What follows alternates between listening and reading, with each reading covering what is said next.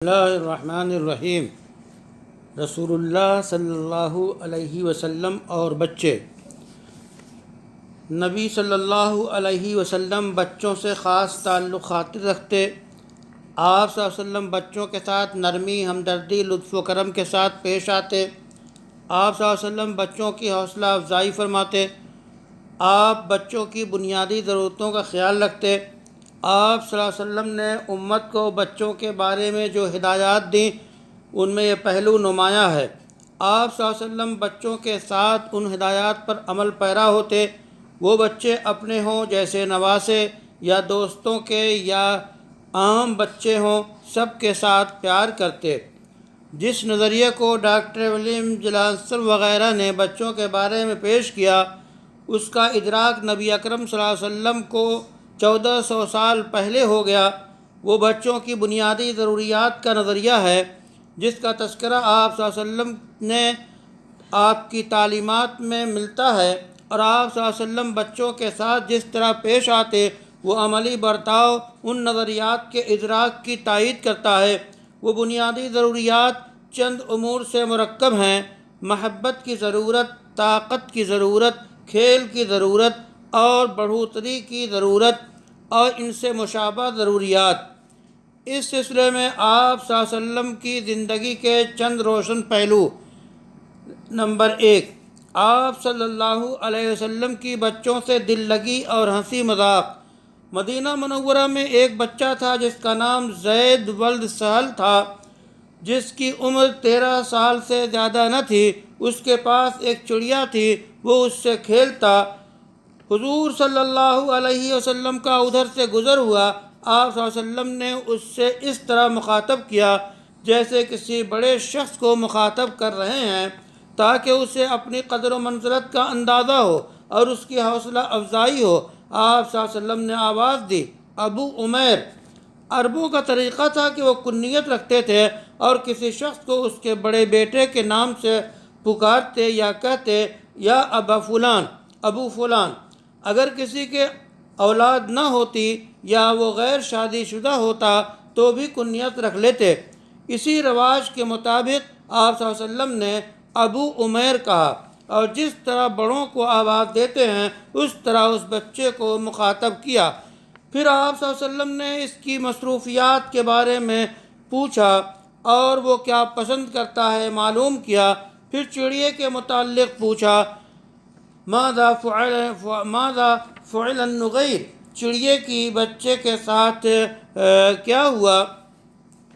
یہ کہانی بچے کے بھائی انس ولد مالک کی زبانی سنیے۔ وہ کہتے ہیں کہ رسول اللہ صلی اللہ علیہ وسلم کا اخلاق سب سے اچھا تھا۔ میرا ایک بھائی تھا، اسے ابو عمیر کہتے تھے۔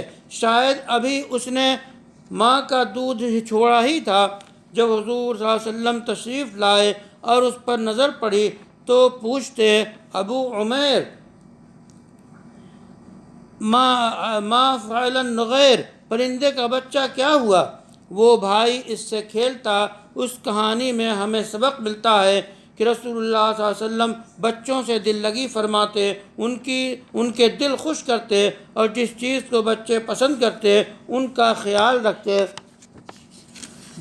نمبر 2، بچوں کی عزت افزائی اور احترام۔ ہر انسان اچھی، متوازن، عمدہ زندگی بسر کرنے کے لیے چند بنیادی ضرورتوں کا ضرورت مند ہوتا ہے۔ وہ ہے احترام و عزت افزائی، جو جوہر کی حیثیت رکھتے ہیں۔ اس حقیقت کا ادراک رسول اللہ صلی اللہ علیہ وسلم کو بخوبی تھا، اس لیے بچوں کے ساتھ اسی جذبے سے پیش آتے، پورا حق دیتے، بالکل کمی نہ کرتے، نہ غفلت برتتے، اور بچپن یا کم سنی کی وجہ سے نہ معمولی سمجھتے اور چھوٹا گردانتے۔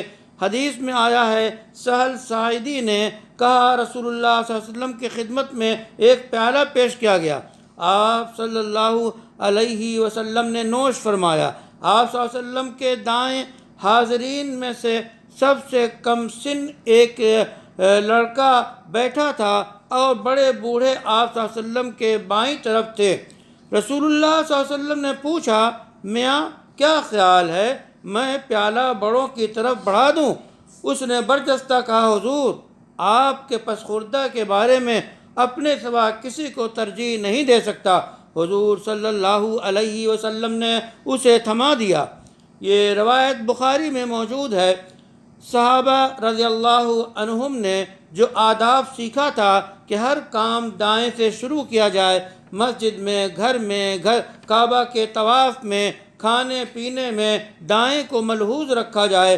اب یہ بچہ رسول اکرم صلی اللہ علیہ وسلم کے دائیں بیٹھا تھا اور بڑے صحابہ، بڑے بوڑھے بائیں جانب تھے۔ جب پیالہ میں دودھ بچ گیا تو آپ صلی اللہ علیہ وسلم نے رفقائے مجلس کو دینا چاہا، اور آپ کے سامنے یہ حقیقت تھی کہ جو دائیں طرف ہے وہ پہلے اس کا حقدار ہے، لیکن وہ بہت چھوٹا کم سن ہے، اس لیے آپ صلی اللہ علیہ وسلم نے اس سے اجازت چاہی کہ اپنے حق سے دستبردار ہو جائے اور بچا ہوا دودھ بڑوں کو دے دیں۔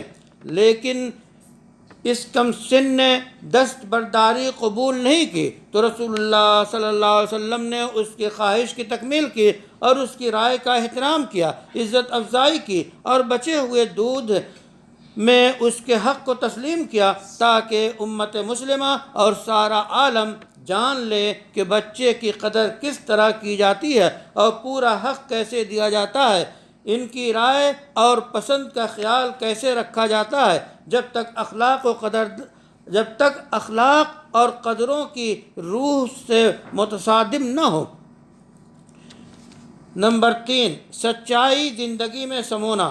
بچہ جب چھوٹا ہو تو اس میں اخلاقی قدروں کو سمونا بنیادی ضرورت ہے تاکہ اس کی عادت پڑے اور اپنانا آسان ہو، اور کم سنی اچھے اخلاق کی تعلیم میں بالکل عذر نہیں، کیونکہ بچے کی شخصیت بڑی تیزی سے بنتی ہے اور عمر کے ابتدائی سالوں میں بچے اثرات بہت جلد قبول کرتے ہیں۔ اخلاقی بنیادوں میں سے سچ بولنے کی تعلیم سے جھوٹ بولنے سے روکنا ہے، وعدہ خلافی سے گریز، وعدہ پورا کرنے کی تاکید لازمی ہے، چاہے وعدہ بڑے کی نگاہ میں معمولی کیوں نہ ہو۔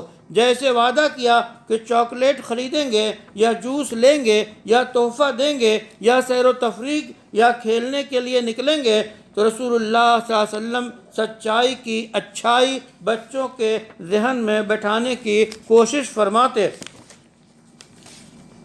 عبداللہ ابن عامر نے کہا کہ رسول اللہ صلی اللہ علیہ وسلم میرے غریب خانے تشریف لائے، میری امی نے مجھے بلایا کہ آؤ تمہیں کچھ دوں گی۔ حضور صلی اللہ علیہ وسلم نے ان سے پوچھا کیا دو گی؟ انہوں نے جواب دیا کھجور دوں گی۔ اس وقت رسول اللہ صلی اللہ علیہ وسلم نے ارشاد فرمایا اگر آپ نے اسے کچھ نہ دیا تو آپ کے نامہ اعمال میں ایک جھوٹ سے لکھا جائے گا۔ ابو داؤد میں یہ روایت موجود ہے۔ اس حدیث میں قابل توجہ بات یہ ہے کہ اس کے راوی عبداللہ ابن عامر اپنے بچپن کا واقعہ سنا رہے ہیں جسے وہ بھلا نہ سکے۔ امت کے لیے نبی اکرم صلی اللہ علیہ وسلم کی اس نصیحت میں کس قدر گہرائی ہے، کس قدر خوشنما اور شاندار ہے، جسے راوی نے بچپن کی بات کو بڑے ہونے کے بعد بھی یاد رکھی۔ اس دل نشینی اور اثر انگیزی کا کیا پوچھنا صلی اللہ علیہ وسلم۔